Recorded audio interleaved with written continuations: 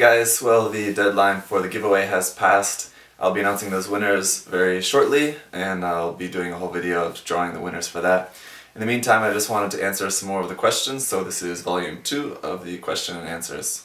Now, there were a couple of questions from the last round that I missed from a couple people.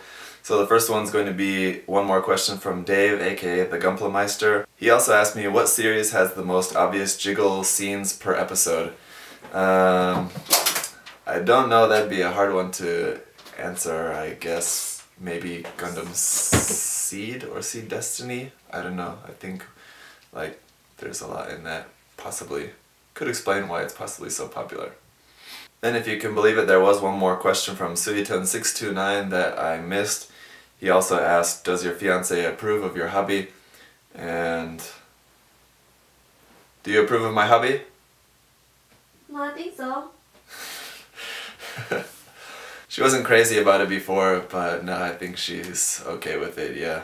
I think doing this YouTube stuff has helped a lot too, because she sees that I'm doing something productive out of it and getting a good response from a lot of you guys, so thank you guys for helping make my channel successful so far, and I think that's definitely helped to bring her around a little bit. Right? Right. Alright, now Edward Ray asks, what do you think is the worst MG kit of all time? I haven't built them all, so I don't really know. It's kind of a hard one to answer. And it also depends on what you mean by the worst. The worst in terms of like the proportions and the design, or just in terms of like the quality of the kit. I'd have to say probably the worst MGs are going to be any of the kits before the year 2000, so any of like the first 20-25 master grade kits are probably going to be very low in quality in terms of anything we'd be used to nowadays. The oldest MG kit that I've built is the Full Armor Double Zeta.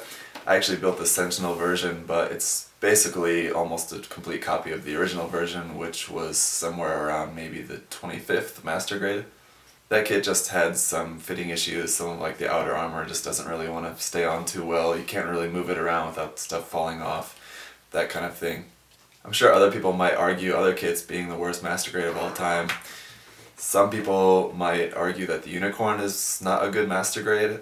I personally like it, despite the issues that it has. I think it's a really good looking master grade, and that's what really matters for me. Johnny Hendricks asks, is the custom build going the way you planned? I assume he's talking about the Zaku Schweifstern that I've been posting a couple work in progress videos for, the custom build that I've been working on for a while. Is it going the way that I planned? Yes and no. I think yes. It's essentially going the way I planned. No, in the fact that there are kind of more things that I would like to have done with it. It's basically almost done now.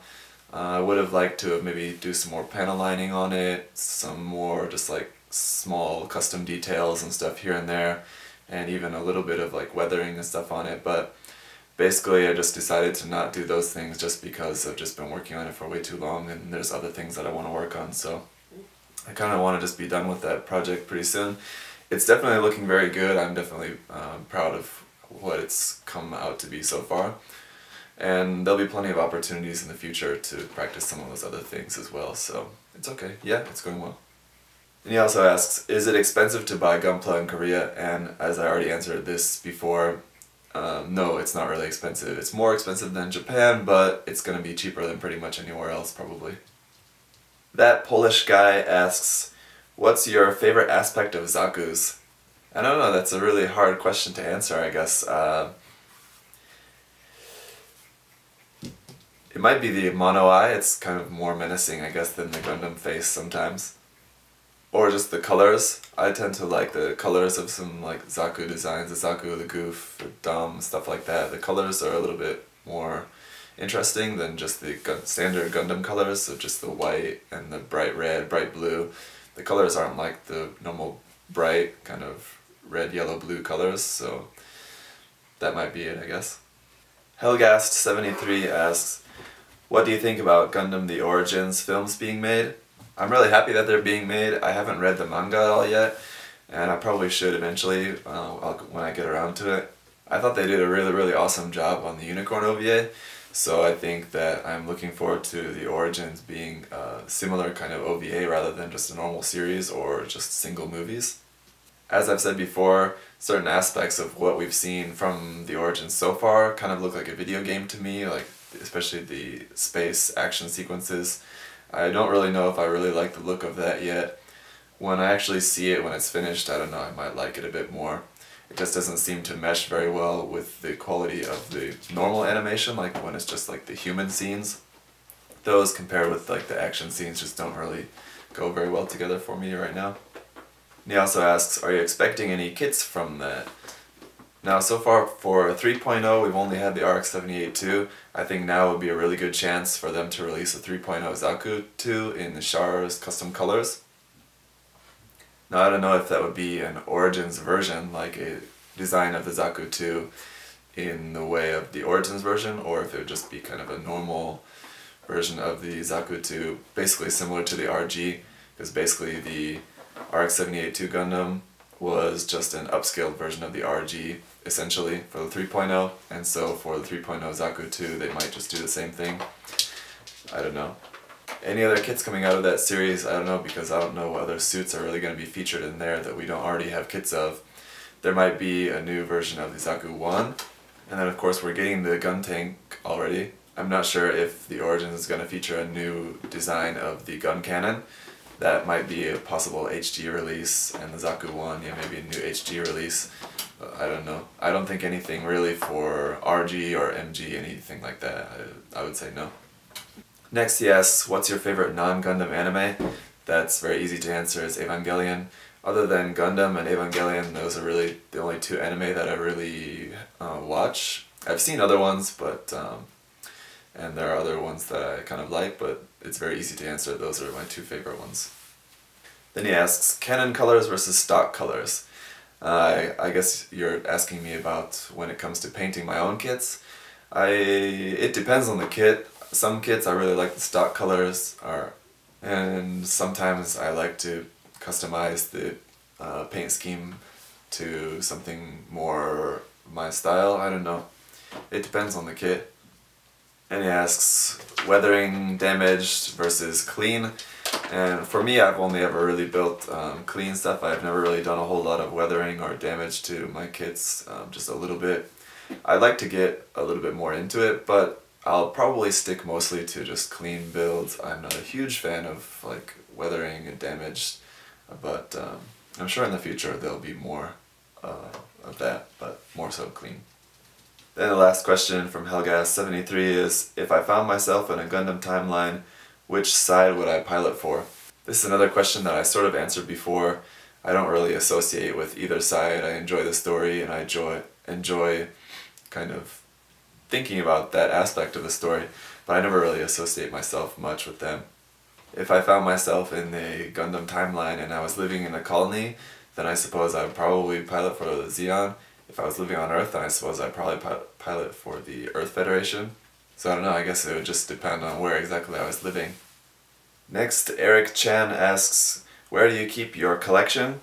Mostly at my parents' house. A lot of the stuff that I've built or that I've completed is just hanging out boxed up in my parents' house, because I don't really have like a permanent shelf, because as you guys know I live abroad now and I've been living in Asia for a few years now, so I haven't really had like a permanent house, so I don't really want to have like a huge nice display base as something that I have to move every year, every couple of years, you know. Most of everything that's unbuilt is just here, just in my room over there, just kind of sitting in boxes. And then he also asks, can we see a room tour in the future? Yeah, sure. I'm going to be moving soon, so when I get all moved in and everything's all set up, I'll do another tour video. If you want to see a room tour of the room that I've been doing everything from, that was, I think, in my very first video I did a short little tour.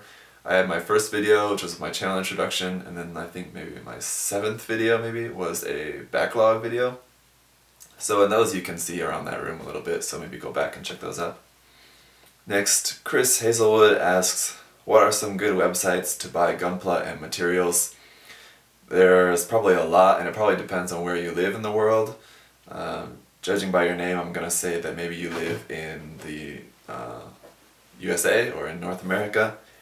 From there, I would say, I don't know, I don't know what's cheaper for you to order from Hobbylink Japan, which I would assume Hobbylink Japan is probably the best either way, but there are some US based shops that might be a little bit better.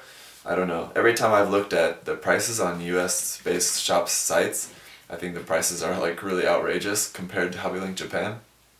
But then I guess you might save that money on shipping, so I don't know how it kind of evens out. You might have to test that. And as far as which sites are the best to order from in America, once again, I'm sorry, I can't really help you out there because I never use them. I would say just maybe ask on one of the Facebook groups or just do a little Googling to find that out. Worst comes to worst, I would say Hobbylink Japan is probably going to be your best bet. Either that or Amazon is probably a good bet as well. Simply Zehawk asks, MG or RG? I do really like the RG line just because they are the kind of kits that if you don't want to paint them, you really don't have to because they have really nice color separation and everything like that. Already the colors are usually very nice, so basically if you don't want to fully paint a kit, an RG is nice because you can just go in, maybe just paint a few details, some panel lining, and then just the decals or stickers, whatever you want, and top coat, and you can basically be done. Master grades, I guess the same could be said for master grades, but master grades usually just tend to look a whole lot better once they're actually fully painted. But in terms of personal preference for me, I would probably just have to say master grade because they just leave a whole lot more open in terms of space to work with. The RG is very small, and especially I have very big hands too. Master grade's larger and maybe easier to work with, easier to do customizing on them, and at least for now, there's a much wider range of options in the master grade line. Justin Duca asks, is it worth it to buy Bandai instead of knockoffs? Yes, absolutely. Pretty easy one to answer. And then he asks, could you add stickers in your out-of-box reviews? Yeah, I guess I could do that. That's a pretty good point that the stickers do come in the box, so if, as I've said before, the reason that I do out-of-box reviews is to show you guys exactly what you're getting out of the box without doing any extra work to it. So because stickers are included, I guess I probably should include those. The only reason that I don't is because I don't want to have to take them off again. And because all of those kits that I review for you guys out of box, I do plan on going back and painting eventually. And I don't want to have to take the stickers off and then have like the sticky residue still stuck on there. I think then it's kind of more work to have to clean it, but for you guys, I will. Pencil! You're kind of noisy over there, do you mind? Cut it out. Yeah.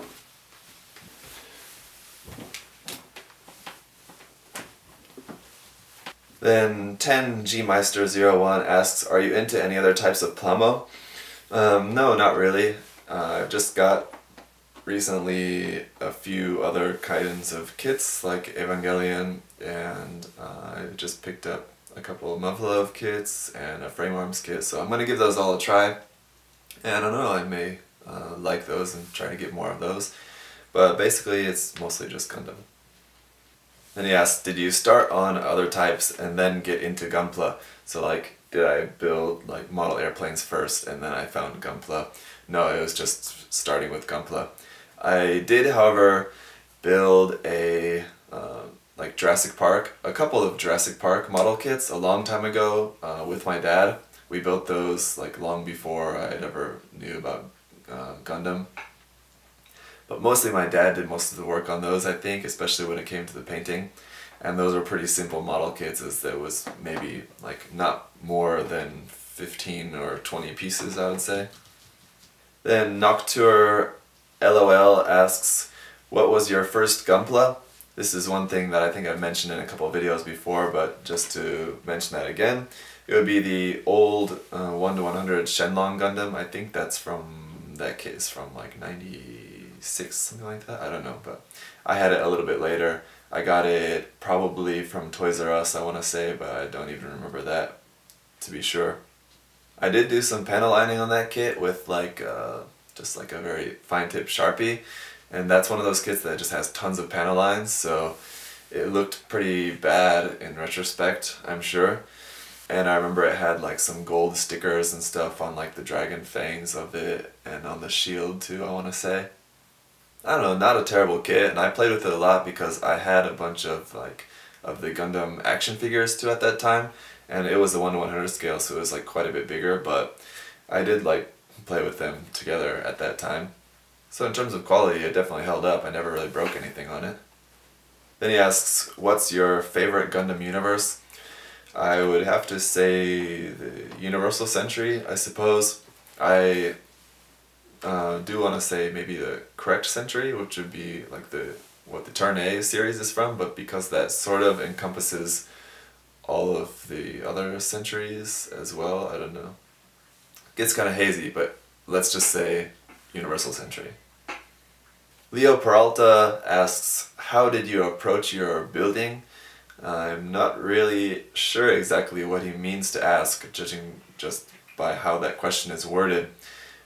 But I guess maybe he wants to ask how did I get into building Gunpla maybe, and as I've said before, it was just from watching the Gundam series that were aired on Toonami, mainly a Gundam Wing and stuff.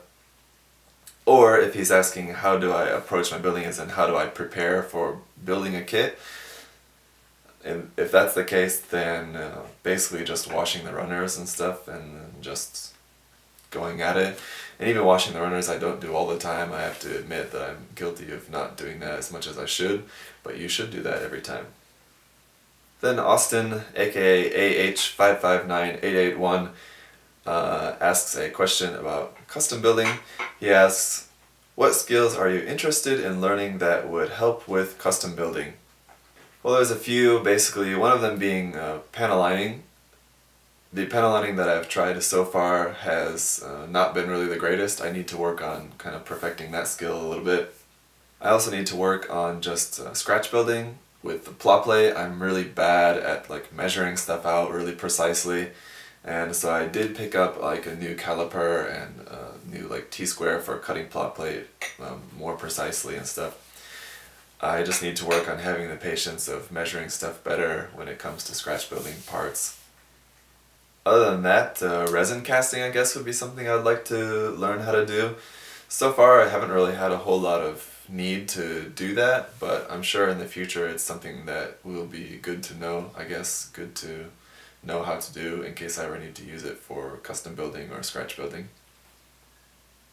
Next, Firewolf8123 asks, are there any mobile suits you really like that haven't been made into kit form yet?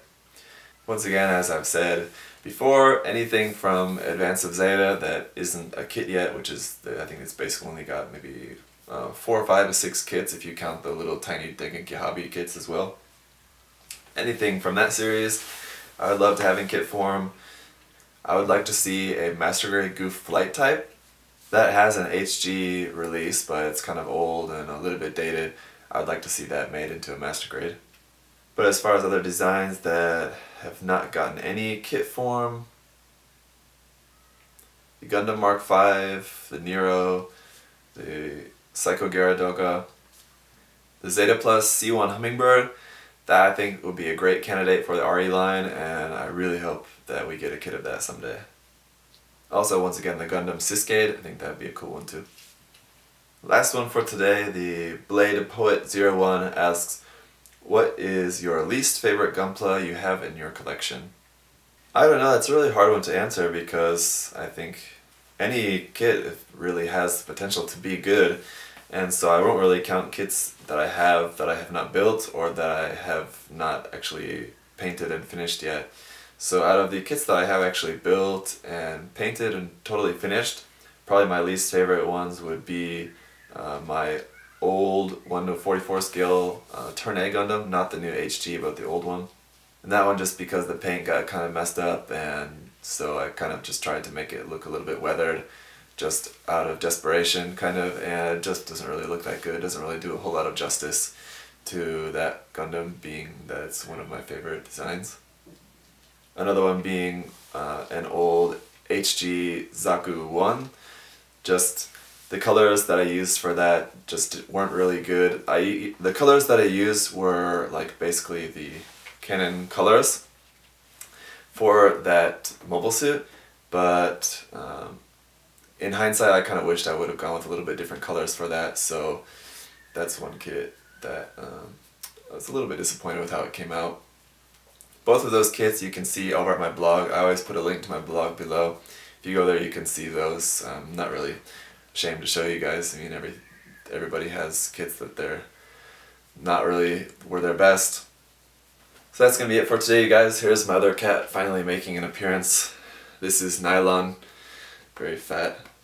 He has kind of an eye problem.